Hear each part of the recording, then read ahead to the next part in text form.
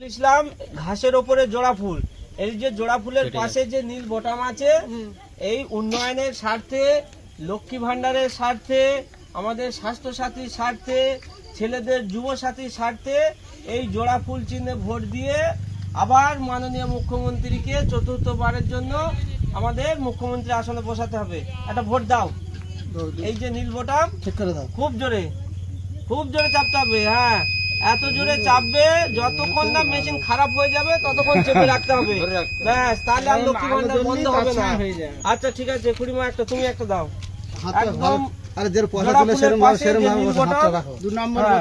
নম্বরের বোতাম আমাদের, এই তো 2 নম্বর নীল বোতাম কোথায়? একটা নীলের পরে, একটা নীলের পরে এই যে জোড়া ফুল, এই পাশে যে নীল বোতাম, পরে নীল বোতাম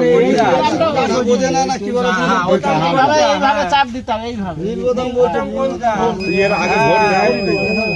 যদি হ্যাঁ হেরে গেলে লক্ষ্মী ভান্ডার বন্ধ হয়ে যাবে। একদম বোতাম খারাপ করে দিতে হবে, ঠিক আছে?